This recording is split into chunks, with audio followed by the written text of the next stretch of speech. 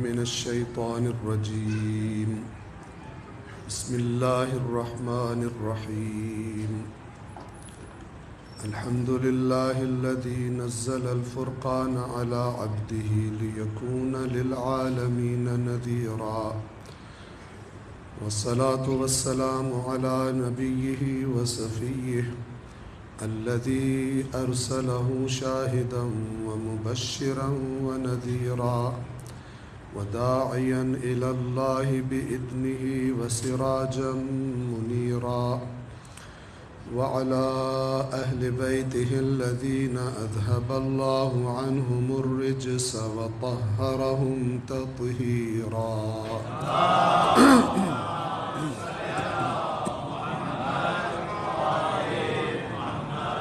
أما بعد، فقد قال الله تعالى في القرآن الحكيم وهو أصدق القائلين: أعوذ بالله من الشيطان الرجيم. بسم الله الرحمن الرحيم. إنا فتحنا لك فتحا مبينا. صدق الله العلي العظيم. صلوات پڑھیں محمد.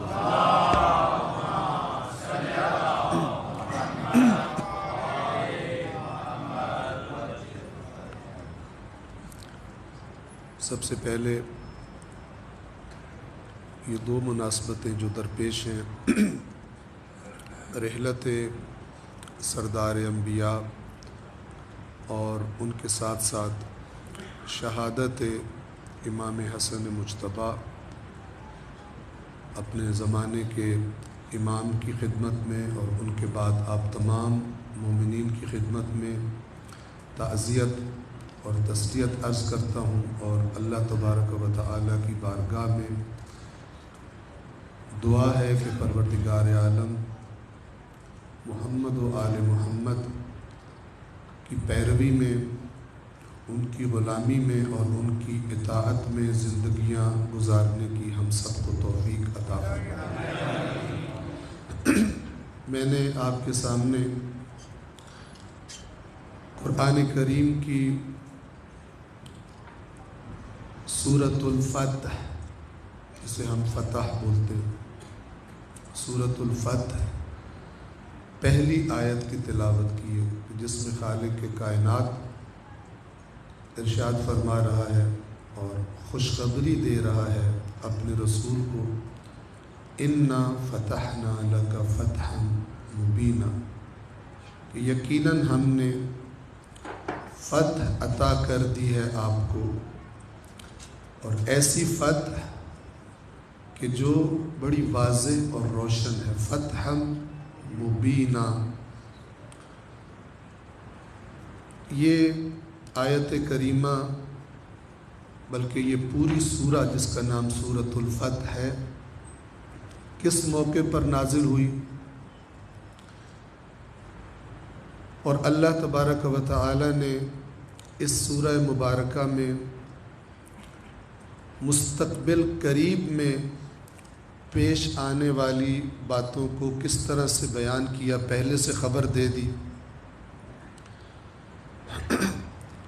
ہم آپ کی خدمت میں اسے بیان کریں گے. آج کی اور کل کی دو مجالس آپ کی خدمت میں حاضر ہونے کی توفیق ملی ہے.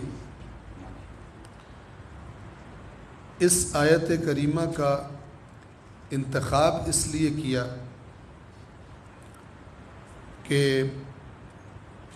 شہادت کی مناسبت ہے امام حسن مجتبیٰ علیہ الصلاۃ والسلام کی،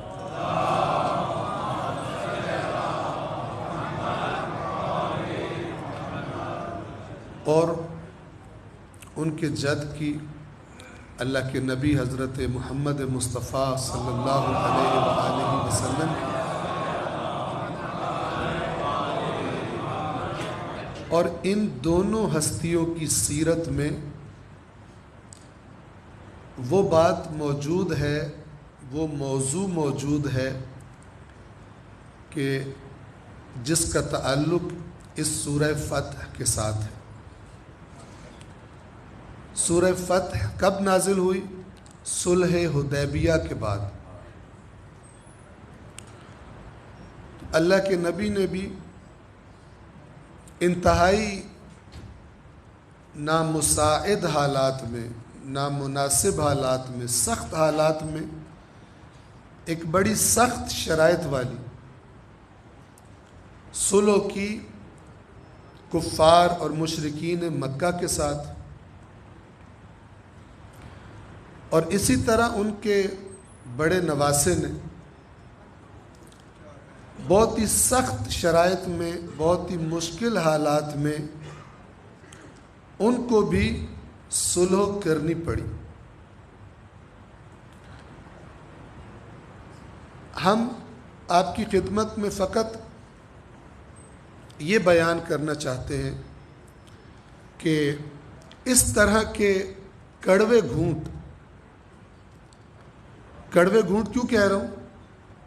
اس لیے کہ اللہ کے نبی بھی جو سفر کر کے آئے تھے اپنے اصحاب کے ساتھ مدینہ سے مکہ، صلح کے لیے نہیں آئے تھے، عمرہ کرنے کے لیے آئے تھے، خواب دیکھا تھا، اور نبی کا خواب سچا ہوتا ہے۔ خواب دیکھا مدینہ منورہ میں، اور صبح اپنے اصحاب سے یہ فرمایا کہ مجھے اللہ نے دکھایا ہے کہ ہم کعبہ میں داخل ہو رہے ہیں، مسجد الحرام میں داخل ہو رہے ہیں، اور ہم عمرہ کر رہے ہیں۔ سب خوش ہو گئے، اللہ کے نبی کی خبر تھی۔ اور اس زمانے میں جو قواعد و ضوابط بنائے گئے تھے مکہ کے سفر کے لیے، مختلف قبائل نے، قریش مکہ نے، تو سوائے ایک ضروری ایک آدھی تلوار کے کہ راستے میں کوئی ناخوشگوار واقعہ پیش آ جائے، کوئی درندہ حملہ کر دے، اس کے علاوہ کوئی دوسرا اسلحہ جنگی سامان لے کر مکے نہیں جایا جا سکتا تھا، چونکہ مکہ میں ہر طرف سے لوگ آتے تھے، تو کچھ قواعد و ضوابط بنا دیے گئے تھے۔ تو کسی جنگ کی تیاری کے بغیر آپ دیکھیں توکل کہ جہاں سے ہجرت کر کے نکل آئے ہیں، اور جو بدترین دشمن ہے رسول اللہ کے اور ان پر ایمان لانے والوں کے، اللہ کے نبی نے خبر دی، اپنا خواب سنایا، اور بغیر کسی جنگ کی تیاری کے تقریباً 1400 کے لگ بھگ افراد اللہ کے نبی کے ساتھ اس سفر پر روانہ ہو جاتے ہیں۔ جب وہاں پر پہنچتے ہیں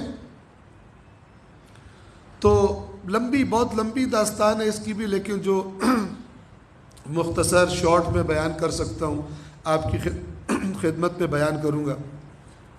تو بہت کوشش کی، مکے والوں کو یوں لگا کہ اگر انہوں نے عمرہ کر لیا تو ہماری عزت خاک میں مل جائے گی، لوگ ہمیں کہیں گے کہ پہلے تو انہوں نے تمہارے دین کا مذاق اڑایا، تمہارے آباء و اجداد کے دین کا مذاق اڑایا، انہوں نے ایک نیا دین ایجاد کیا، اور پھر یہ تمہاری دسترس سے نکل کر ایسی جگہ پہ چلے گئے ہیں جہاں ہر روز یہ پھلتے پھولتے ہیں، زیادہ ہو رہے ہیں، ان کی طاقت بڑھ رہی ہے، اور اب یہ بغیر تم سے کوئی ہم آہنگی کیے دندناتے ہوئے آئیں تمہارے شہر میں، تمہاری مثلا ناک کے نیچے سے عمرہ کر کے نکل جائیں، تو تمہاری تو عزت ہی کوئی نہیں بچے گی، تمہاری تو دہشت ہی ختم ہو جائے گی۔ تو مکے والوں نے مختلف طریقوں سے ان کو روکنے کی کوشش کی، کبھی کہا ہم حملہ کر دیں گے، فلان کر دیں گے، یہ کر دیں گے، بہت ساری دھمکیاں دی، لیکن اللہ کے نبی کمانڈر تھے۔ بہرحال اس قافلے نے آ کر مکہ سے کچھ دور حدیبیہ کے مقام پر قیام کیا، چونکہ حالات بہت ہی سخت ہو چکے تھے، ٹینس ہو چکے۔ اس کے بعد جو کچھ پیش آیا، مسلمانوں کا جذبہ، توجہ کیجیے گا، ان کا جذبہ دیکھ کر اور ان کا اللہ کے رسول کی اطاعت پر پختہ عزم دیکھ کر کفار مکہ مجبور ہوئے مذاکرات کرنے پر، ورنہ وہ تو انہیں کچھ سمجھتے ہی نہیں تھے، لیکن ان کے جاسوس انہیں بتاتے تھے۔ خاص طور پہ یہ کب ہوا کہ جب اللہ کے نبی نے حضرت عثمان کو، کیونکہ مکہ میں جو مین حاکم تھے وہ بنو امیہ تھے، سر فہرست ابو سفیان، ایک صلوات پڑھے محمد و آل محمد۔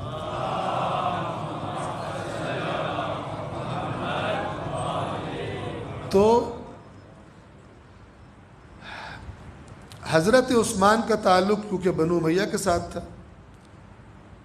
اور ان کے رشتہ دار تھے اور قریبی رشتہ دار تھے، تو اللہ کے نبی نے حضرت عثمان کو اپنا سفیر بنا کے بھیجا کہ جا کے ان سے بات چیت کرے، لیکن ان کو اپنی طاقت اور بدماشی کا نشہ تھا، انہوں نے ان کو پکڑ لیا اور افواہ یہ اڑ گئی کہ عثمان قتل ہو گئے۔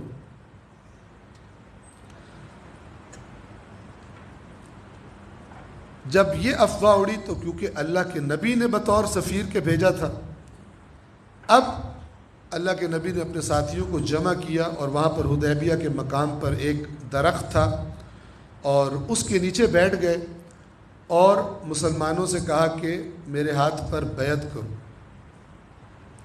تازہ بیعت لی۔ کس بات پر بیعت؟ کہ ہر حال میں عثمان کا بدلہ لیا جائے گا، کیونکہ انہوں نے خیانت کی ہے اور انہوں نے خرابی کی ہے۔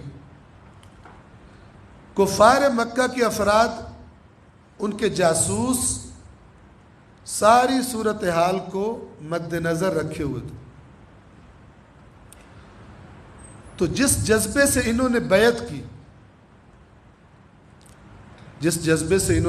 کی، اللہ تبارک و تعالی نے یہ سورۃ الفتح میں وہ آیت ہے، لَقَدْ رَضِيَ اللَّهُ عَنِ الْمُؤْمِنِينَ إِذْ يُبَايِعُونَكَ تَحْتَ الشَّجَرَةِ، یقیناً اللہ راضی ہو گیا مومنوں پر، کب؟ اذ یبایعونک، جب وہ آپ کی بیعت کر رہے تھے تحت الشجرہ، اس درخت کے نیچے، فعلم ما فی قلوبہم، تو اللہ نے جان لیا جو ان کے دلوں میں تھا، فانزل السکینۃ علیہم، ان کے دلوں میں اللہ نے جو چیز دیکھی تو اللہ نے بھی ایک مدد کی کہ ان کے دلوں پر سکینہ، سکون کو کہتے ہیں اصل میں، جو اضطراب بھی تھا، ظاہر ہے کہ نہ جنگ کی تیاری ہے، وہ اپنے شہر میں ان کے پاس سب کچھ ہے، ان کی تعداد بھی زیادہ ہے، یہ اب آئے ہوئے ہیں اپنے مدینہ سے دور آئے ہوئے ہیں، یثرب سے دور آئے ہوئے ہیں اور جنگ کرنے کے لیے بھی نہیں آئے تھے، تو ایک اضطراب ہونا نیچرل بات ہے، لیکن اللہ تعالیٰ فرماتا ہے کہ جو ان کے دلوں میں اللہ نے جان لیا کہ کیا جذبہ ہے، تو پھر اللہ نے بھی ان کی مدد کی، فَأَنزَلَ السَّكِينَةَ عَلَيْهِمْ وَأَثَابَهُمْ فَتْحًا قَرِيبًا، اللہ نے دو کام کیے، ایک ان کے دلوں میں جو اضطراب تھا اپنی طرف سے سکون نازل کیا اور اس اضطراب کو ختم کر دیا، اور دوسرا اللہ نے ایک قریب ان قریب ملنے والی فتح کا ان سے وعدہ کر دیا۔ صلوات پڑھے محمد و آل محمد۔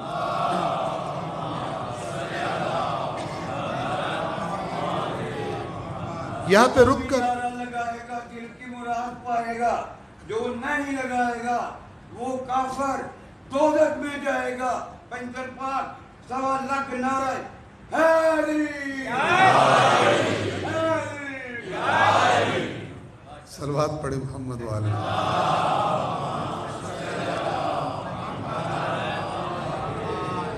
ہمیں تو دوسرے کافر بنانے والے بہت ہیں، ہمیں خود تو ضرورت نہیں ہے۔ صلوات پڑھے محمد و آل محمد۔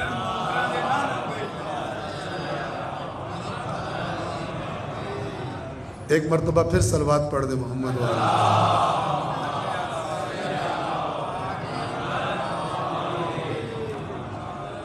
توجہ کیجئے، یہاں پہ ذرا رک کر ہم چونکہ ان دو صلح کا موازنہ کرنا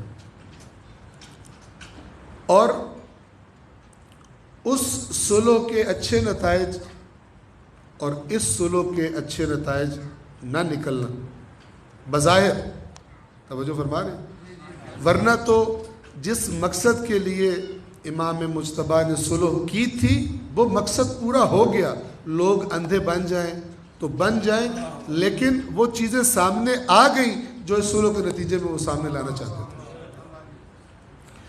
لیکن موازنہ یہ کرنا ہے کہ کیوں اس صلح کے بعد اسلام کے پھیلنے میں، اسلام کے طاقتور ہونے میں، آپ کو پتہ ہے صلح حدیبیہ کے بعد چند مہینوں میں اتنے لوگ مسلمان ہوئے کہ اس سے پہلے اعلان نبوت سے لے کر سارے سال ہجرت سے پہلے کے اور ہجرت کے بعد کے سال میں جتنے مسلمان ہوئے تھے، ان سب سالوں میں 3 یا 4 مہینوں میں اس سے زیادہ مسلمان ہو گئے، اس پوری تعداد سے۔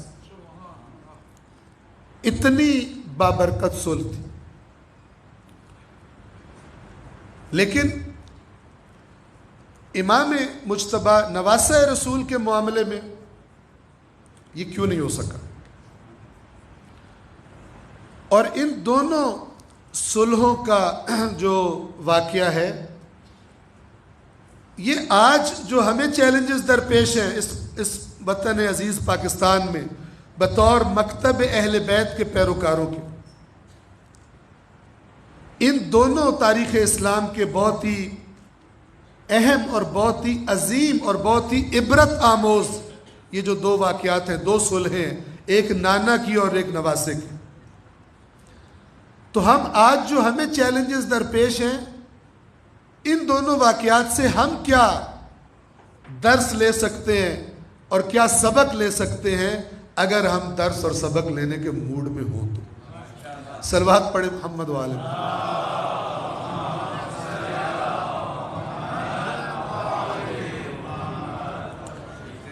اللہ تبارک و تعالی نے یہ جو قرآن ہمیں دیا ہے، ہرگز کسی کو نہیں سمجھنا چاہیے کہ اس میں جو ہدایت یا گمراہی کے اسباب بیان کیے گئے ہیں وہ اسی زمانے میں ویلڈ تھے، اسی زمانے میں کام آتے تھے۔ نہیں، اب یہ کتاب اور اس کو لانے والا نبی دونوں آخری ہیں۔ نہ اللہ کے آخری نبی کے بعد کوئی نبی آئے گا اور نہ ہی قرآن کے بعد اللہ کی طرف سے کوئی کتاب اترے گی، اور یہ تا قیامت نبی کا لایا ہوا دین اور نبی کا لایا ہوا قرآن یہ تا قیامت ویلڈ ہے۔ اور ہم جب بھی موقع ملے مومنین کی خدمت میں یہ عرض کرنے کی کوشش کرتے ہیں کہ ابھی جیسے یہ محرم اور سفر کے مہینے گزارے ہم نے، ماہ سفر کے آخری ایام ہیں، امام مظلوم امام حسین علیہ السلام کی مظلومانہ شہادت ان مہینوں میں فوکس ہوتا ہے، توجہ کا مرکز ہوتی ہے۔ لیکن آیا کربلا کی جو بھی تفسیریں بیان کی جاتی ہیں اور عوام الناس کے ذہن میں کربلا کے ساتھ کیا تعلق بنتا ہے اور کیا ایکسپیکٹیشنز ہوتی ہیں عوام الناس کے ذہن میں، یہ صحیح بھی ہو سکتی ہیں اور غلط بھی ہو سکتی ہیں۔ کربلا کی صحیح تفسیر کیا ہے؟ کیونکہ میں آپ کسی چیز کی جو بھی شناخت رکھتے ہیں وہ شناخت اس چیز کے بارے میں ہمارے رویے کو ڈیسائیڈ کرتی ہے۔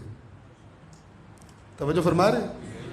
وہ شناخت ہمارے رویے کو کہ کیسا ہوگا رویہ وہ ڈیسائیڈ کرے گی۔ اگر ہماری شناخت صحیح ہے تو پھر ہمارا رویہ بھی صحیح ہوگا، اور اگر ہماری شناخت صحیح نہیں ہے تو پھر ہمارا رویہ بھی صحیح نہیں ہوگا۔ وہ کسی نے ہمیں بتایا کسی زمانے میں ہمارے علاقے سے، یہاں پنجاب سے، ایک دیہاتی علاقہ تھا، پڑھے لکھے لوگ نہیں تھے، تو ان کے کسی سردار صاحب کا رشتہ ہونا تھا انڈیا میں، لکھنؤ میں، وہاں کی سادات میں۔ تو یہاں سے ایک وفد گیا ان کا، یہ ان پڑھ لوگ تھے، پڑھے لکھے نہیں تھے، وہ ماشاءاللہ پڑھے لکھے لوگ تھے۔ تو انہوں نے کچھ چھوٹے چھوٹے کپس میں انہیں کوئی مشروب ڈال کے دیا پینے کے لیے۔ انہوں نے تو اتنے بڑے بڑے گلاس دیکھے ہوئے تھے، لسی والے تو دودھ والے، تو ان کو سمجھ نہیں آئی کہ یہ کیا ہے، تو انہوں نے ہاتھ پہ ڈال کے نا اپنے اوپر مال لی۔ انہوں نے سمجھا کہ شاید خوشبو لگانے کے لیے انہوں نے دیا ہے۔ جیسی شناخت تھی، پینے کے لیے تو بڑا گلاس ہوتا ہے، تو یہ اتنا چھوٹا جو دیا، یہ کوئی عطر یا پرفیوم ہوگا یا کوئی اور بابرکت چیز ہوگی، تو انہوں نے ہاتھوں پہ ڈال کے مل لیا اپنے اوپر۔ شناخت جب تک صحیح نہ ہو تب تک رویہ صحیح نہیں ہو سکتا۔ ہو سکتا ہے انسان ایک بہترین چیز جو کسی اور پرپس کے لیے اس سے کوئی اور کام لے رہا ہوں. کربلا اور امام حسین کے بارے میں ہماری کیا شناخت ہے؟ اگر مثال کے طور پہ میری شناخت صرف اس میں محدود ہو کہ میں نے یہ محرم اور سفر کی مجالس، جلوس اعزاء یہ میں نے اٹینڈ کرنے ہیں، اس کا نتیجہ کیا ہے؟ کیا میرے ذہن میں کیا ہو کہ دو چیزوں کی طرف میری توجہ، مثلا نمبر ایک، جو بھی میری دعائیں ہیں، میری حاجات ہیں، وہ اللہ تعالیٰ ان کے صدقے میں پوری فرمائے گا، ایک یہ توقع. دوسری، جب میں قیامت کے دن جاؤں گا، جب میں مر جاؤں گا، تو جو میرے گناہ ہیں، کمیاں بیشیاں ہیں، وہ ان کے صدقے میں، ان کی شفاعت سے اللہ تعالیٰ معاف کر دے گا. اور تیسری چیز کوئی نہ ہو تو یہ بدترین جہالت، یہ بدترین گمراہی ہے، کیونکہ امام حسین سب سے پہلے انسانیت کے لیے ہدایت کا چراغ ہے. سب سے پہلے میری شناخت یہ ہونی چاہیے کہ میں نے اس عظیم رہنما سے ہدایت کیا لینی ہے، میں نے اس سے گائیڈنس کیا لینی ہے. جب میں اس سے گائیڈنس لوں گا پھر میں دوسری دونوں چیزوں کی بھی توقع رکھ سکتا ہوں. لیکن وہ جو اصل چیز ہے وہ پس پردہ چلی جائے، اس کی طرف میری توجہ نہ ہو، اور میں اپنی زندگی میں آزاد ہوں، میرے فیصلوں پر امام حسین کا کوئی اثر نہ ہو، میرے لین دین پر، میرے اخلاق پر، میری زندگی گزارنے کے طریقے پر اس میں سے لوگوں کو حسین کی کوئی خوشبو نہ آئے، لیکن میری توقع صرف یہ ہو کہ ادھر سے حاجات پوری ہوں گی حسین کے صدقے، ادھر سے گناہ معاف ہوں گے حسین کے صدقے. تو انتہائی ادب کے ساتھ عرض کر رہا ہوں کہ یہ میری غلط شناخت کبھی بھی میرے امام کے بارے میں میرے رویے کو صحیح نہیں ہونے دے گی.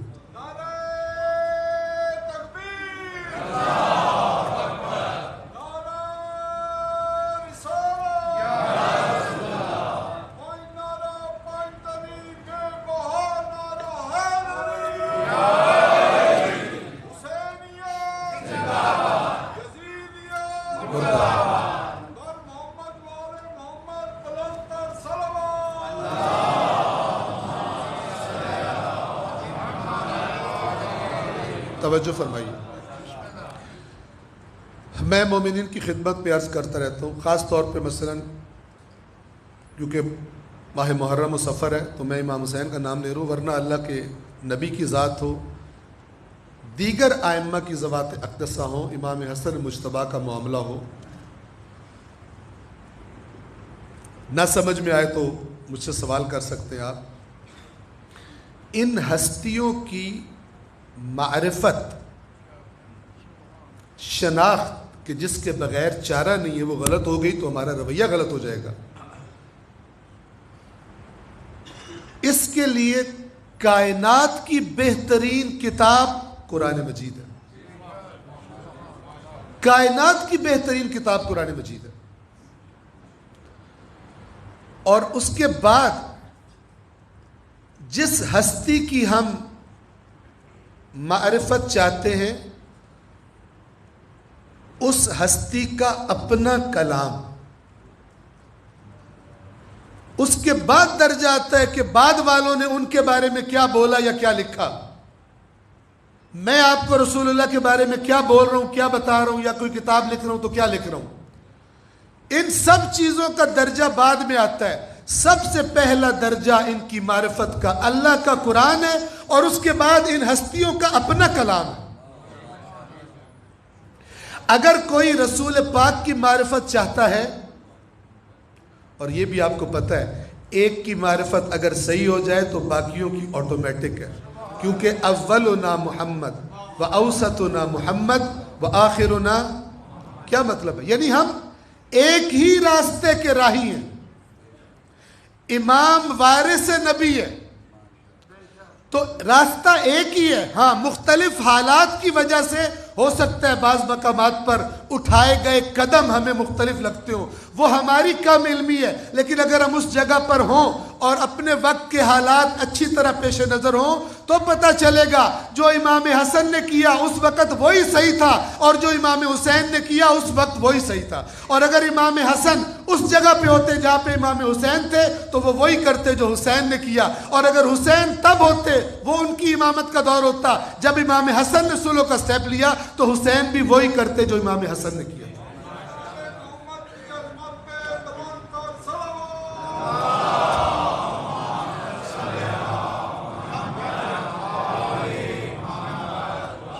پس سب سے زیادہ سب سے پہلی فکر جو ایک مومن کو ہونی چاہیے وہ یہ ہونی چاہیے کہ ان ہستیوں کے بارے میں میرے ذہن میں جو معلومات میں نے اکٹھی کی ہیں اس کا سرچشمہ کیا ہے. آیا میں نے کبھی رسول اللہ کی معرفت کی نیت سے، ائمہ کی معرفت کی نیت سے کہ جو وارث رسول ہیں، کبھی میں نے اس نگاہ سے قرآن پڑھا ہے؟ یا اس کو چھوڑے اس سے پہلے اصلاً کبھی میں نے ہدایت کی نیت سے قرآن پڑھا ہے؟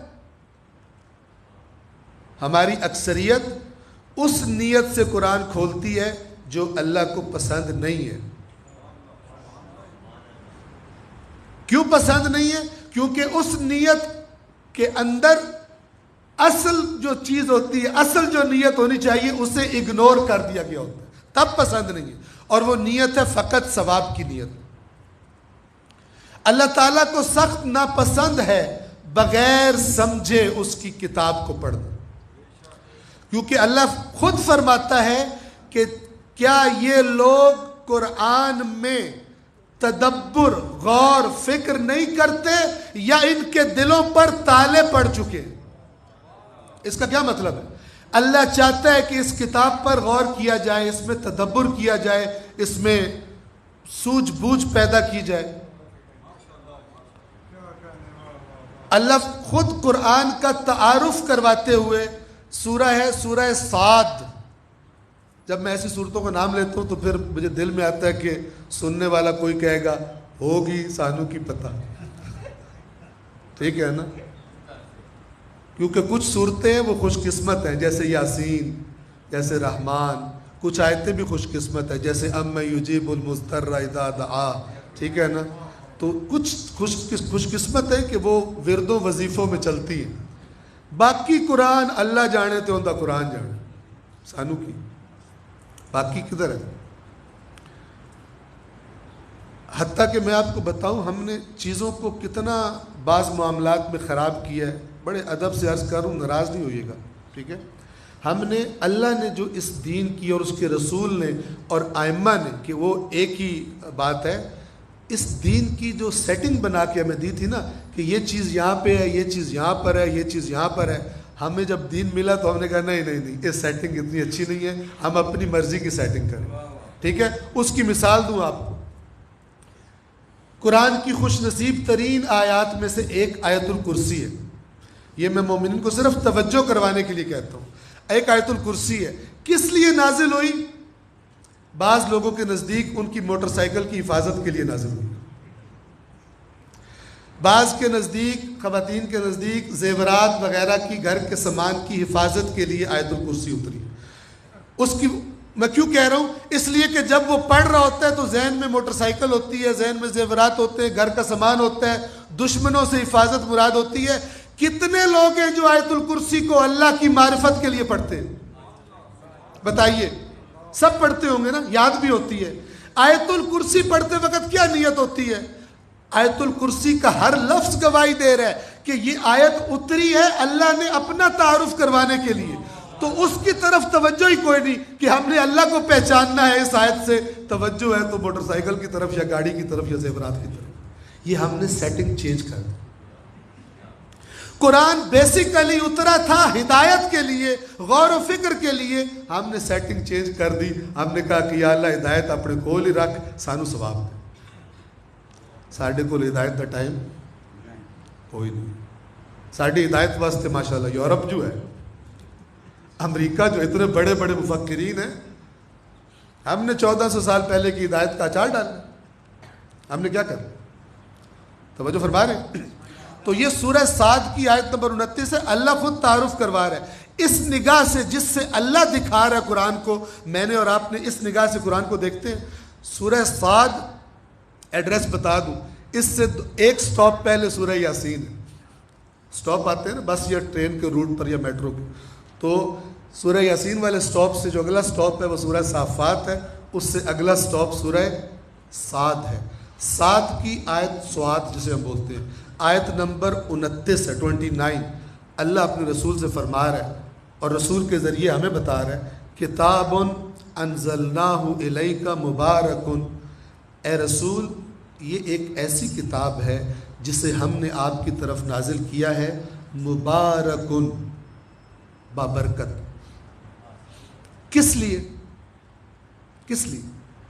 لیدبروا آیاتہ، تاکہ یہ لوگ اس کی آیات میں غور کریں، فکر کریں.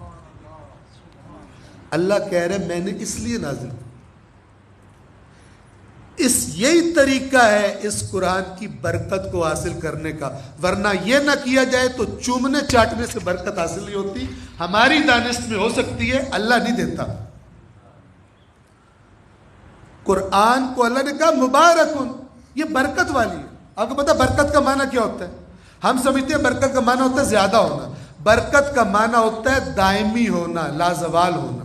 یعنی اللہ کہہ رہے اس قرآن میں نے ایسی چیزیں بتائی ہیں کہ جو کسی خاص زمانے کے لیے ویلڈ نہیں ہے، قیامت تک کے لیے ویلڈ ہے، اور اگر عمل کرو گے تو یہاں بھی کام آئیں گی، قیامت میں بھی کام آئیں گی. تمہارے دنیا کے مال یہاں تو کام آ سکتے ہیں، وہاں پر کام نہیں آئیں گے اگر صحیح استعمال نہ ہوئے ہو تو. لیکن یہ قرآن بابرکت ہے، اس کی باتیں، ان کی ایکسپائری ڈیٹ میں نے رکھی کوئی نہیں ہے، یہ دائمی ہے. مبارکن، کیسے ملے گی برکت؟ لیدبروا آیاتہ، تاکہ اس کی آیات میں تدبر کرے، ولیتذکر اولو الالباب، اور تاکہ جن کے پاس عقل ہے وہ پھر اس تدبر سے نصیحت حاصل کرے. توجہ فرما رہے ہیں؟ لیکن کہاں ہیں؟ اب انہیں ڈھونڈ چراغ رخ زیبا لے کر قرآن سے ہدایت لینے والے کہاں ہیں؟ وہ کسی چھوٹی سی مشین یا گیجٹ کی تو ہدایت والی کتاب پڑھتے ہیں، لیکن اپنی مشین کی ہدایت والی جو کمپنی نے کتاب دی ہے وہ نہیں پڑھتے. لہذا مشین کو پھر اپنی مرضی سے استعمال کرتے، اور وہ اصل میں اپنی نہیں ہوتی، شیطان کی مرضی ہوتی ہے. جب تک اللہ کی جو اس نے ساتھ بکلیٹ دی ہے نا کہ اس مشین کو کیسے استعمال کرو گے تو پھر یہ صحیح و سالم آئے گی میرے پاس، اور جنت کے نام کی ادبی نعمت پائے گی. اور کس طرح استعمال کرو گے تو پھر میں نے ایک کباڑ خانہ بھی بنایا ہوا ہے جہاں پھینکا جائے گا، بھٹی بنائی ہوئی ہے جس کا نام جہنم ہے. تو پھر اس کچرے مال کو ادھر پھینکوں گا میں، جس نے اپنی زندگی میں میری ہدایت کو لفٹ نہیں کرائی ہوگی. صلوات پڑھیں محمد والے پر.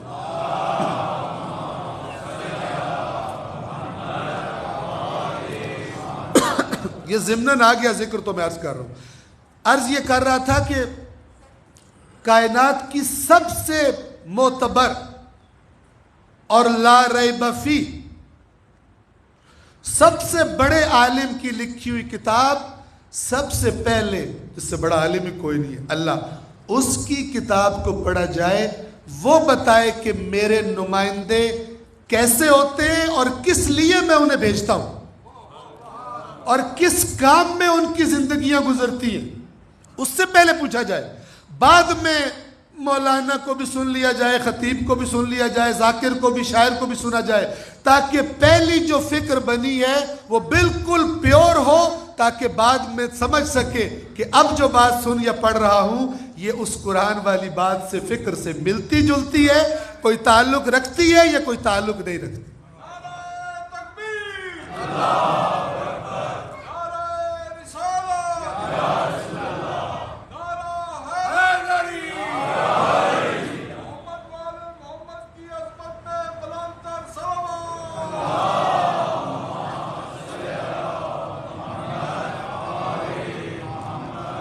توجہ فرمائیے. آپ اگر قرآن میں پڑھیں گے بہت سارے انبیاء کا ذکر ہے، بہت سارے انبیاء کا ذکر ہے. میں واپس آتا ہوں صلح حدیبیہ کی طرف اور امام مجتبیٰ کی صلح کی طرف، لیکن جو بات میں نے وہاں کرنی ہے اس کو سمجھنے میں بہت آپ کو ہیلپ فل، مددگار ہوگی یہ باتیں جو میں کر رہا ہوں. توجہ فرمائیے. ایک صلوات پڑھ دے محمد والے پر.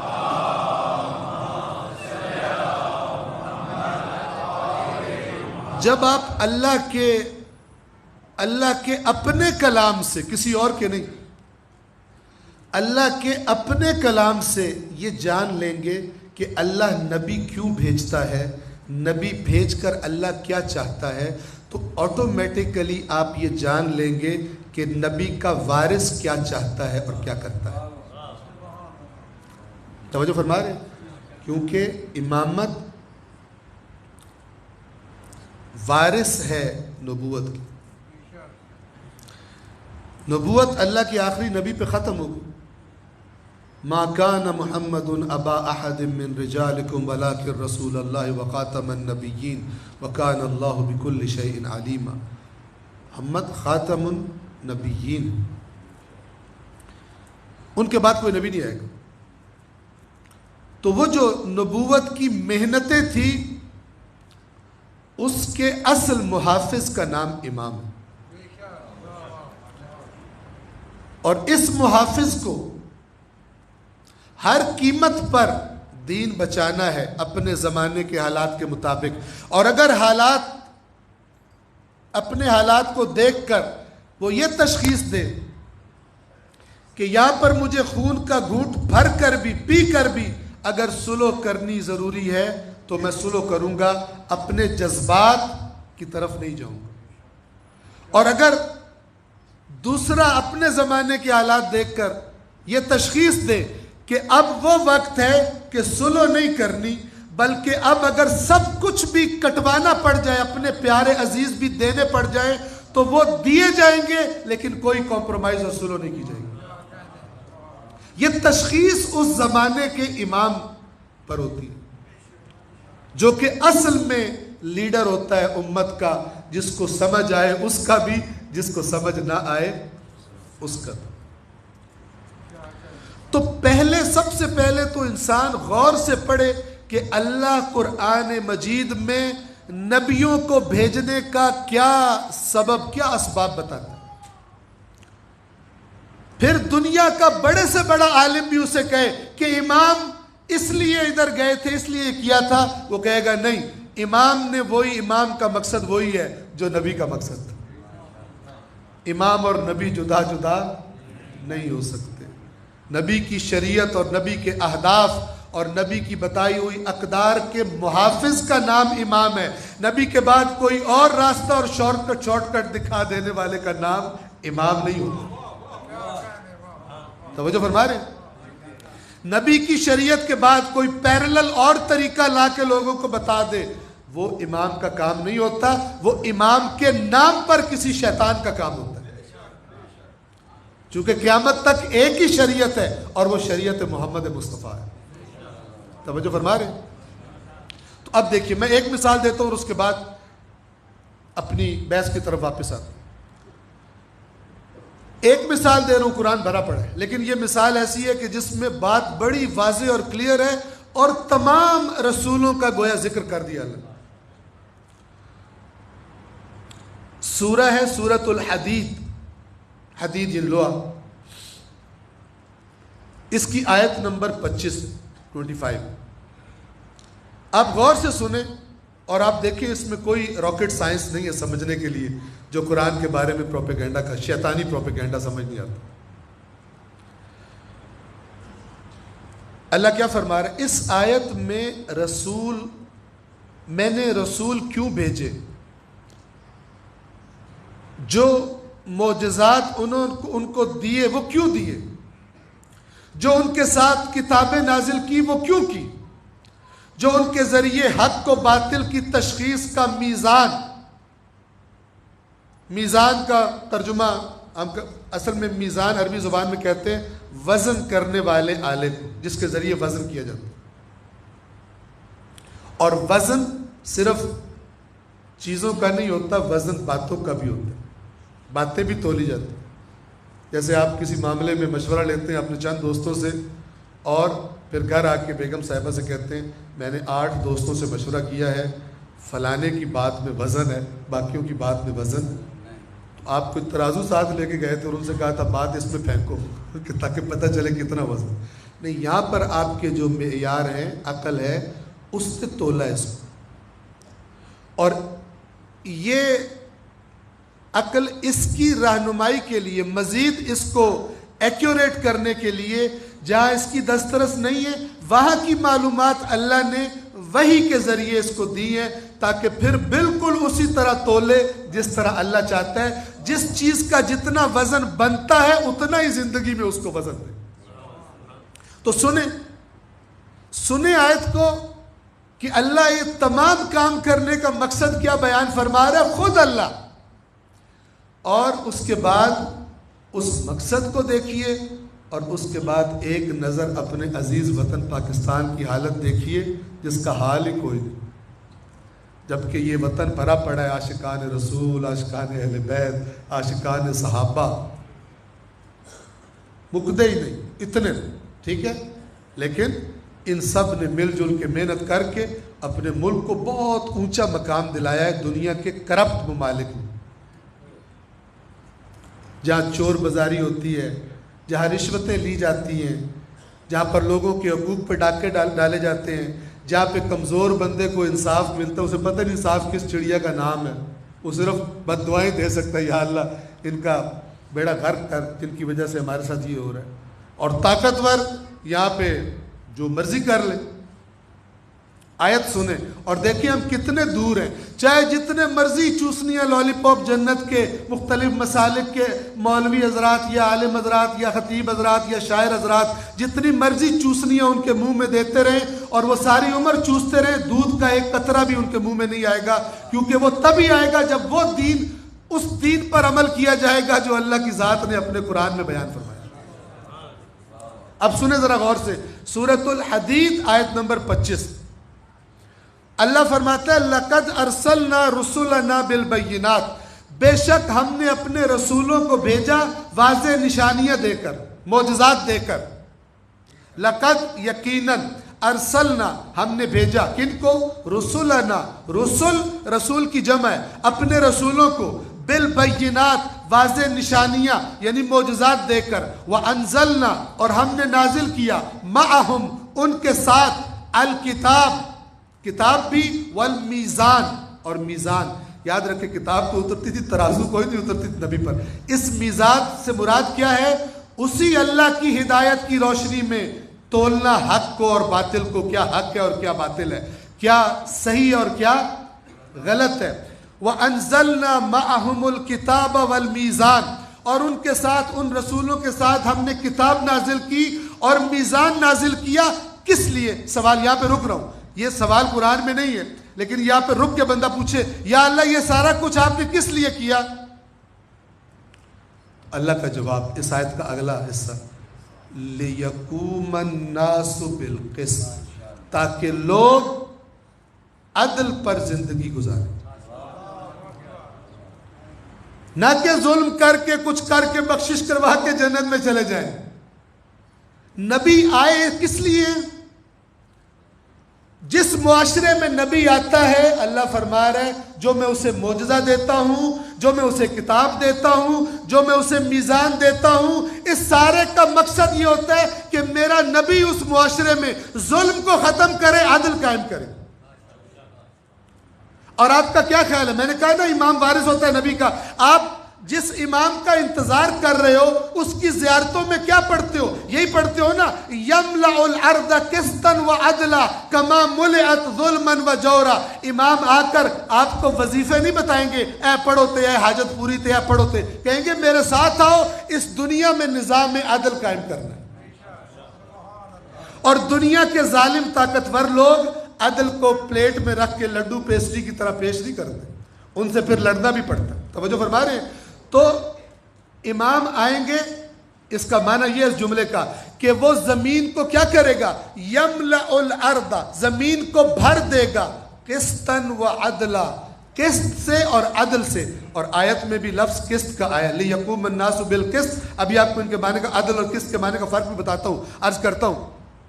کما ملئت ظلما وجورا، اسی طرح عدل سے بھر دے گا جیسے اس سے پہلے ظلم اور جور سے بھر چکی ہو. بس یہیں سے آپ دیکھ لیں کہ وہ جس کا وارث ہے اسی والا کام کرے گا آ کر. اور اگر یہ نہ بھی ہوتا، یہ ہماری زیارتوں میں دعاؤں میں یہ جملے نہ بھی ہوتے امام زمان کے بارے میں، تب بھی صرف سورۃ الحدید کی آیت نمبر 25 کا جتنا حصہ میں نے پڑھا ہے وہ بھی کافی ہوتا ہے ایک مومن کو یہ جاننے کے لیے کہ وہ اگر وارث نبی ہے تو جب وہ آئے گا تو وہ کیا کام کرے گا؟ وہ وہی کام کرے گا جس کے لیے اللہ نے سارے رسول بھیجے ہیں. اللہ خود بتا رہا ہے. تو ہم میں سے، وقت کم ہے، تو ہم میں سے کتنے لوگ ہیں کہ جو خود کو حسینی کہتے ہیں، خود کو مکتب اہل بیت کے پیروکار کہتے ہیں، اور انہوں نے اس اپنے معاشرے میں عدل کی طرف حرکت کرنے میں کوئی کام کیا ہو، چاہے ہاتھ سے اور نہیں تو چاہے زبان سے، اگر اس ڈائریکشن کی طرف منہ نہیں ہے تو معذرت کے ساتھ آپ کو اسلام بھی غلط بتایا گیا، آپ کو تشیع بھی غلط بتایا گیا، آپ کو حسین بھی غلط بتایا گیا، اگر اس ڈائریکشن میں منہ نہیں ہے۔ توجہ فرما لیں، ایک صلوات پڑھ دیں محمد و آل محمد۔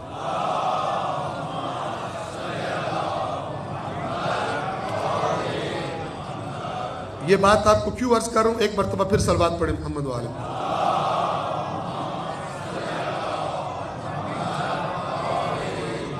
یہ امام حسین علیہ السلام کا ایک خط ہے اہل کوفہ کی طرف۔ فَلَعَمْرِي، تو مجھے قسم ہے، مَلْ إِمَامُ إِلَّا الْحَاكِمُ بِالْكِتَابِ، نہیں ہے وہ امام مگر کون؟ جو اللہ کی کتاب کے مطابق فیصلے کرتا ہو، القائم بالقسط، جو عدل و انصاف پر قائم ہو۔ امام بھی وہی کہہ رہے ہیں نا جو قرآن میں لکھا ہوا۔ آج اگر ہم اپنے ملک میں ہونے والی تقریروں کا، امام اس کتنی تقریریں ہو چکی ہوں گی پہلی محرم سے لے کے بلکہ 29 ذی الحج سے لے کے آج تک، کتنی تقاریر ہو چکی ہوگی؟ ان تقاریر میں کتنے % لوگوں نے اپنی قوم کو قیام عدل کی طرف توجہ کروائی ہے؟ امام حسین کے خطبوں سے یا آیات قرآن سے؟ اور کتنوں نے صرف کہا ہے کہ مثلا یہ کرو تو تمہارے سارے گناہ معاف ہو جائیں گے، یہ کرو تو مولا کے صدقے یہ ہو جائے گا۔ کون سی چیز غالب ہے ہماری محفل پر؟ آیا وہ خوشبو جو ان آیات اور امام حسین کے خطبات سے آتی ہے، وہ خوشبو غالب ہے یا کوئی اور غالب ہے؟ یہ ہم کو خود دیکھنا ہے۔ توجہ فرما رہے ہیں؟ تو اللہ فرما رہے ہیں تمام رسول میں نے بھیجے کس لیے؟ لِيَقُومَ النَّاسُ بِالْقِسْطِ۔ قسط اور عدل کا معنی کا فرق بتا دوں۔ قسط کسے کہتے ہیں؟ عدل کا معنی آپ کو پتہ ہے، جس چیز کا جو مقام بنتا ہے وہاں پہ رکھنا، یہ عدل ہے، اور وہاں سے ہٹا دینا یہ ظلم، کسی شخصیت کا، کسی چیز کا، جو بھی آپ نے عمومی معنی ہے اس کا، اور ظلم اس کا اپوزٹ ہے۔ توجہ فرما رہے ہیں؟ قسط کسے کہتے ہیں؟ عادلانہ تقسیم کے نتیجے میں جو حق جس کا بنتا ہے، جو حصہ جس کا بنتا ہے، اس عادلانہ تقسیم کے نتیجے میں ملنے والے حق کو یا حصے کو عربی زبان میں قسط کہا جاتا ہے۔ اب آپ آیت کا ترجمہ دیکھیں کہ ہم نے رسول اس لیے بھیجے، ان کو معجزات دیے، ان کے ساتھ کتاب و میزان نازل کیا، کس لیے؟ تاکہ لوگوں کو ان کے حق پورے پورے ملیں۔ یعنی جس معاشرے میں نبی آئے وہ اپنے معاشرے کے لوگوں کو جو ان کا حق بنتا ہے وہ دلوائے۔ ہمارا رخ ادھر ہی ہے۔ ائمہ بھی یہ چاہتے تھے۔ امام کیا فرما رہے تھے؟ خطبات امام کے پڑھے۔ میں نے کہا تھا قرآن کے بعد دوسری جگہ امام حسین کی معرفت کی کون سی ہے؟ امام کا اپنا کلام، اور وہ الحمدللہ بہت سارا ہم تک پہنچا ہے۔ اور اب تو بعض علماء نے، افراد نے زحمت اٹھائی اور وہ امام کا کلمات جو مختلف کتابوں میں بکھرے ہوئے تھے ان کو اکٹھا کر کے مثلا ایک کتاب کی شکل میں جمع کر دیا، اور بعض نے زحمت اٹھائی آپ کی اردو زبان میں یا انگلش زبان میں ان کو ٹرانسلیٹ کر دیا۔ تو آپ سب سے پہلے امام حسین کو پہچاننے کے لیے اور اس پورے خاندان کو پہچاننے کے لیے ایک قرآن مجید پڑھیں، اور پھر جس خاص پرسنالٹی کو پہچاننا ہو اس کا اپنا کلام پڑھیں، اس کے بعد آپ جس کو مرضی سن لیں، نو پرابلم۔ لیکن اگر آپ یہ دو جگہوں پر نہ دیکھیں کہ یہ شخصیات کیا ہیں، ان کے اہداف کیا ہیں، اور سیکنڈری جگہوں پر سے سنتے رہیں، تو پھر آپ خود اس کے ضامن ہیں، اس کے خود ذمہ دار ہیں۔ اللہ، رسول اور اہل بیت اس انفارمیشن کے ذمہ دار نہیں ہیں۔ صلوات پڑھیں محمد و آل محمد۔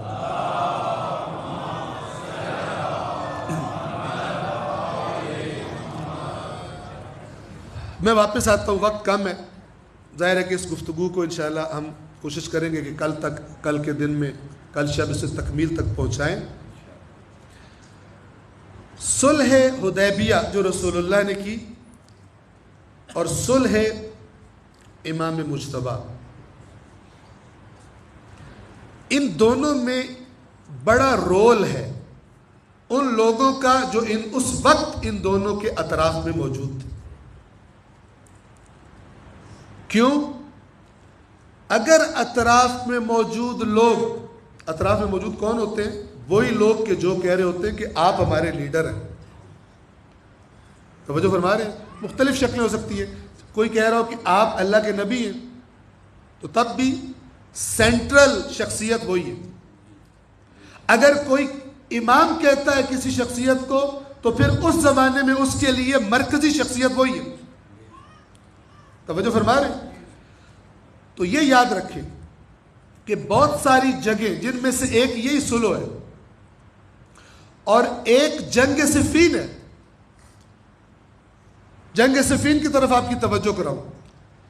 جنگ صفین ہمیں یہ بتاتی ہے کہ اگر تمہارا رہنما اس وقت دنیا کا بہترین اور عالم ترین اور شجاع ترین شخص ہو، لیکن اگر تم لوگ اس کی اطاعت نہیں کرو گے تو وہ نتیجے حاصل نہیں کر پائے گا جو حاصل ہو سکتے تھے،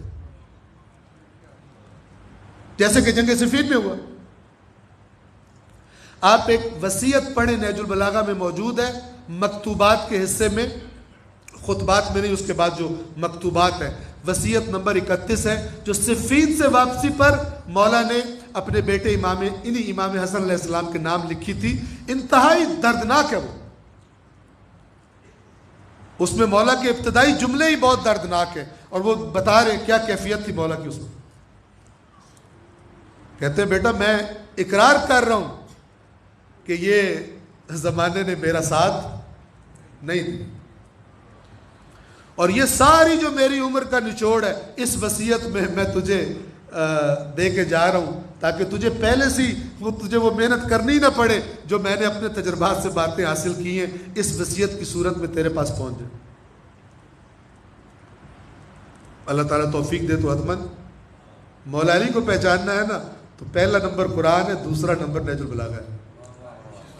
اس مولا کو دیکھ لیں جو آپ کو وہاں دکھائی دے، پھر آپ مجھ سے بھی سن لیں مولا نو پرابلم. جتنی باتیں وہاں کے مطابق ہوں اتنی مانیں، جتنی وہاں کے مطابق نہ ہو. بعد میں پوچھے نہج البلاغہ میں تو مولا کچھ اور کہہ رہے تو آپ کہاں سے نکال کے لائے ہو مولا کی باتیں؟ ویسی کیوں نہیں؟ پڑھیں خود. اربوں خربوں سال آپ نے اس دنیا کے بعد زندہ رہنا ہے. اگر دوسری زندگی پر ایمان ہے تو 40 50 60 100 سال کی زندگی کے لیے اتنی سکولنگ، اتنے کالج، اتنی یونیورسٹیز، اتنی ٹیوشنیں اور پتہ نہیں کیا کیا پاپڑ بیلے جا رہے ہیں. 80 90 100 سال کی زندگی ہو جائے گی. اور جو اربوں خربوں سال کی ابدی زندگی ہے جس کی انتہائی کوئی نہیں، اس کے بارے میں صرف سنی سنائی پہ چلنا یہ کوئی عقل مند بندہ نہیں کر سکتا. عاقلانہ رویہ اپنائیے. کم از کم جو بنیادی ترین کتابیں ہیں ان کو تو اپنی نگاہوں سے اچھی طرح گزار لیں، پھر دیکھیں کہ جو باتیں سنی ہیں کتنی قرآن سے اور نہج البلاغہ سے مثلا میچ کرتی. آیا تصویر وہی ہے مولا علی کی جو نہج البلاغہ سے مجھے ملتی ہے، اور وہ تصویر جو میں نے سن کے تقریریں سن کے بنائی ہے وہی مولا علی وہاں پہ نظر آ رہے نہج البلاغہ میں. اور اگر فرق نظر آئے تو پھر ذرا نظر ثانی کریں کہ میری قیامت کے دن کس علی سے ملاقات ہونی ہے. وہ جو میں نے سنا ہے یا وہ جس کا کلام میں نے پڑھا ہے، کون سے علی سے قیامت کے دن میری ملاقات ہونی. ایک صلوات پڑھ دے مولا کی ذات اقدس.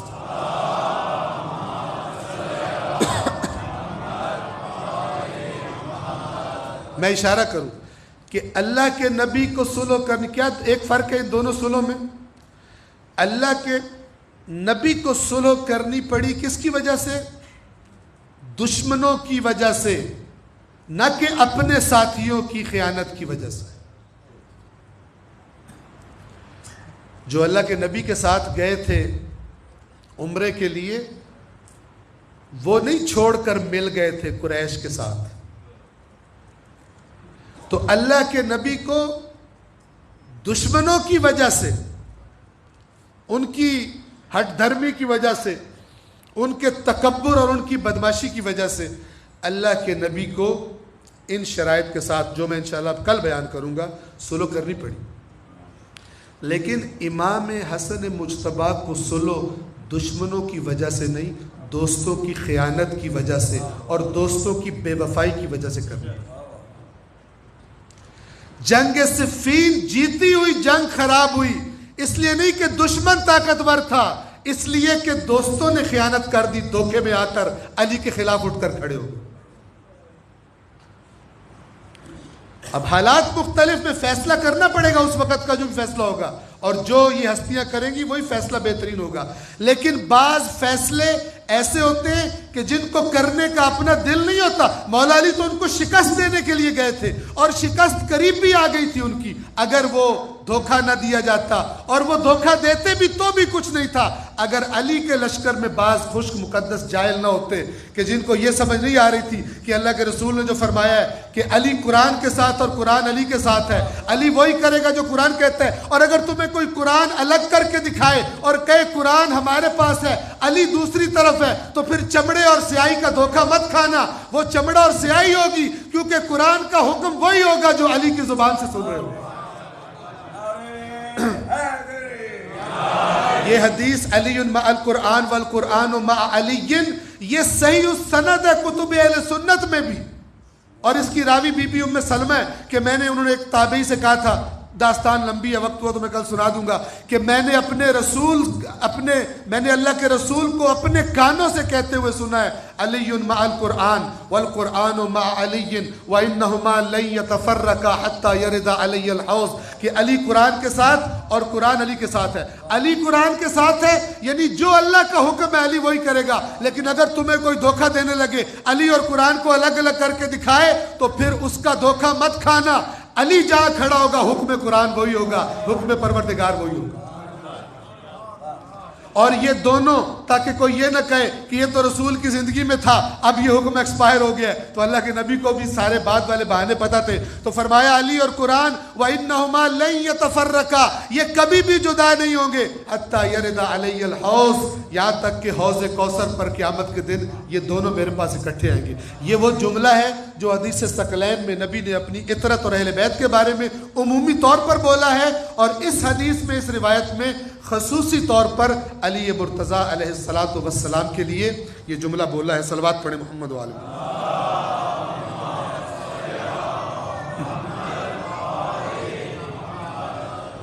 आज के लिए मैं अपनी अराइज़ को यहीं पर तमाम कर रहा हूँ। इंशाअल्लाह खुदा ने तौफीक दी और ज़िंदगी दी तो कल इसको जारी रखेंगे। शब गम की शब है, शब रहलत रसूलुल्लाह भी है और शब शहादत इमाम मुज्तबा भी है। शब रहलत रसूल ये सबसे ज़्यादा जिन पर गिरा है ये वक्त, एक अली मुर्तज़ा है और एक जनाब ज़हरा है। अल्लाह के नबी के आखिरी अय्याम में, उस बीमारी के अय्याम में जनाब सैयदा की अजीब कैफियत हुआ करती थी। लेकिन जब इमाम मुज्तबा को जहर दिया गया तो जिस हस्ती पर सबसे कड़ा वक्त था वो उसका नाम हुसैन है। खुदा करे कि किसी भाई को इत्तला न मिले कि उसके भाई को जहर दे दिया। भाई की तो तबीई मौत की भी खबर आए तो भाई से बर्दाश्त नहीं होता, लेकिन खुदा जाने इमाम हुसैन की कैफियत क्या होगी जब किसी ने आकर खबर दी होगी कि आपके भाई को, सिब्ते रसूल को, हसन मुज्तबा को जहर दे दिया गया है। और उस जहर का असर ये हुआ है कि हसन मुज्तबा का जिगर टुकड़े होकर उनके लबों से, दहन मुबारक से बाहर आ रहा है। रिवायात ये बताती हैं कि हुसैन जब उस हुजरे में दाखिल हुए ना, जिस हुजरे में हसन मुज्तबा दराज थे, अजीब मंजर था। इमाम हसन के छोटे छोटे बच्चे इर्द गिर्द बैठे हैं और अपने बाबा को हसरत की निगाहों से देख रहे हैं, और وقت شہادت قریب آ چکا ہے۔ حسین حجرے میں داخل ہوئے، حسن مجتبیٰ کے سرہانے میں جو تشت رکھا تھا، حسن مجتبیٰ کے جگر کے ٹکڑے اس تشت میں پڑے تھے۔ خدا جانے کیسے دیکھے ہوں گے، کیا کیفیت ہوئی ہوگی۔ امام حسین رونے لگے تو امام حسن نے آنکھیں کھولی اور فرمایا لا یوم کا یوم کا یا ابا عبداللہ، کہ اے بھیا حسین میری مصیبت بھی سخت ہے، مجھے زہر دیا گیا ہے، مجھے تکلیف بھی ہو رہی ہے، لیکن حسین جو مصیبت آپ پر آنے والی ہے ویسی مصیبت کسی پر نہیں آئی، ویسی مصیبت آپ کا دن، آپ کے دن جیسا دن کسی پر نہیں آیا جو کربلا میں آپ پر آئے گا۔ پھر روایات بتاتی ہیں کہ امام حسن نے وصیتیں کرنی شروع کی امام حسین کو اور اپنے بچوں کو سپرد کیا۔ عزاداروں، ان میں سے ایک بچے کا نام قاسم تھا۔ خاص طور پہ جب قاسم کو سپرد کیا نا حسین کے، تو امام حسین سے فرمایا کہ میرے بعد میری اس امانت کا آپ نے خیال رکھنا۔ لیکن ایک وصیت قاسم کو بھی کی تھی، قاسم کو فرمایا تھا کہ یہ تعویذ اپنے بازو کے ساتھ باندھ لینا اور زندگی میں جب کڑا وقت آئے تو پھر اسے کھول کر پڑھ لینا۔ بس میں تھوڑا سا ذکر کر دوں کہ امام حسین شہزادہ علی اکبر نے جب اجازت مانگی تھی نا 10ویں محرم کو، تو امام حسین نے تردد ہی نہیں کیا تھا، فوراً اجازت دے دی تھی، اگرچہ شبیہ پیغمبر تھا اور اتنی محبت تھی کہ جب علی اکبر نے ایک دفعہ پلٹ کر دیکھا تو دیکھا بوڑھا باپ پیچھے پیچھے چلتا ہوا آ رہا ہے، لیکن اجازت دینے میں دیر نہیں لگائی تھی۔ لیکن جب شہزادہ قاسم آئے تھے نا اجازت مانگنے کے لیے، حسین خاموش ہو جاتے تھے، اجازت نہیں دیتے تھے۔ بھلا کیوں؟ اس لیے کہ وہ وقت یاد آتا ہوگا کہ جب بھائی کو زہر دیا گیا تھا تو بھائی نے یہ امانت میرے سپرد کی تھی، اب کیسے اسے تلواروں اور نیزوں کی طرف جانے کی اجازت دے دوں؟ اجازت نہیں دیتے تھے۔ شہزادہ قاسم کئی مرتبہ اجازت مانگ کر آ کر سر جھکا کر خیمے میں آ کر بیٹھ گئے، بڑے اداس، بڑے پریشان۔ ماں نے دیکھا، وہ بھی پاس آ کر بیٹھ گئی، پوچھا بیٹا کیا ہوا؟ تو کہنے لگے کئی بار اذن مانگا ہے لیکن چچا حسین مجھے اذن جہاد نہیں دیتے۔ اب ماں کو خیال آیا تو انہوں نے کہا کہ بیٹا آپ کو آپ کے بابا نے آخری وقت میں ایک تعویذ دیا تھا، وہ تعویذ جناب قاسم نے اتارا، کہا اس تعویذ کو کھولو۔ اب جو تعویذ کی عبارت پڑھی تو قاسم کی پریشانی دور ہو گئی، چہرے پر اطمینان کے آثار آ گئے اور بڑے اطمینان سے وہ تعویذ لے کر حسین کی طرف چلے، کیونکہ اب سمجھ گئے کہ اب حسین نہیں روکیں گے۔ وہاں پر پہنچے، جا کر تعویذ دکھایا، حسین نے اس مظلومیت کے عالم میں اپنے بھائی کی لکھی ہوئی عبارت کو پڑھا۔ اپنا بھائی اس مظلومیت، اس غریب الوطنی میں یاد تو آیا ہوگا، تو کیا عبارت تھی؟ لکھا تھا اے میرے بیٹے قاسم، اگر کوئی ایسا وقت آئے کہ جب حسین دشمنوں کے نرغے میں گھر جائے تو خبردار حسین کو تنہا مت چھوڑنا، حسین کے دفاع کے لیے جہاد کو ترک مت کرنا۔ حسین نے عبارت پڑھی اور اس کے بعد قاسم کو دیکھا، بولے کچھ نہیں، آگے بڑھ کر اپنے بھتیجے کے گلے میں باہیں ڈال دی۔ اور پھر مقاتل لکھتے ہیں کہ دونوں اتنی دیر تک روئے کہ دونوں غش کھا کر زمین پر گر پڑے۔ ہوش آیا تو امام حسین نے ایک صندوقچہ منگایا، اس میں سے اپنے بھائی حسن کا لباس نکالا اور اس کو بہرحال شہزادہ قاسم کو پہنا کر پھر الوداع کر دیا۔ تو یہ بات ضمناً آ گئی، ہم آئیں واپس اس لمحے میں جب یہ وصیتیں ہو رہی تھی۔ حسن مجتبیٰ جب وصیتیں ہو چکی تو امام حسن نے فرمایا حجرے کو خالی کر دیا جائے، عبد اور معبود کی ملاقات کا وقت قریب ہے۔ جنازہ اٹھایا اس نے جس کا جنازہ نہ اٹھنے دیا۔ حسین بھائی کے جنازے کو لے کر نانا کی قبر کی طرف چلے، لیکن کچھ ظالم درمیان میں آ گئے۔ ان ظالموں سے کوئی کہتا کہ اگر کوئی طریقہ ہے تو اپنے رسول سے پوچھو تو صحیح، رسول حسن کے قرب کے لیے بےتاب ہیں یا بےتاب نہیں؟ تم اس رسول کا کلمہ پڑھتے ہو تو پھر یہ ظلم کیوں کر رہے ہو؟ لیکن وہ ظالم تھے، وہ ڈٹ کر کھڑے ہو گئے اور انہوں نے کہا کہ ہم حسن کو یہاں دفن نہیں ہونے دیں گے۔ اور پھر ظالموں نے اس جنازے پر تیر بھی چلانے شروع کیے۔ قریب تھا کہ ادھر سے بھی تلواریں نکل آتی، لیکن امام حسین نے فرمایا میرے بھائی کی وصیت ہے جنگ نہ کی جائے، تو جنازے کا رخ تبدیل ہوا اور اب جنت البقیع میں ایک قبر تیار کی گئی۔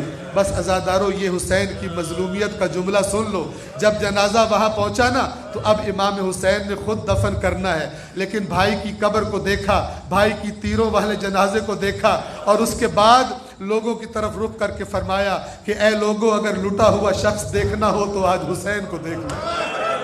لٹا ہوا وہ نہیں ہوتا جس کا مال لوگ لوٹ لیں، لٹا ہوا وہ ہوتا ہے جو اپنے بھائی کا تیروں والا جنازہ لے کر آئے اور اپنے ہاتھوں سے اپنے بھائی کو قبر میں دفنائے۔ خدا جانے کیا گزری ہوگی، پہلے تیر نکالے حسین نے، پھر بھائی کے بدن کو اٹھایا اور بقیع کی خاک میں دفن کر دیا۔ اے مولا حسین، آپ پر سلام، آپ نے تو بھائی کو بالآخر دفنا دیا، لیکن آپ کا بیٹا سجاد اونٹ پر رسیوں سے بندھا ہوا حسرت سے آپ کی پامال لاش کو دیکھ رہا تھا اور سوچ رہا تھا کہ ان لعینوں نے اپنے مقتول دفنا دیے، لیکن رسول کا نواسا گھوڑوں کے سموں کے نیچے پامال بے گور و کفن جنازہ پڑا ہے اور اس کو دفنانے کی اجازت نہیں دی۔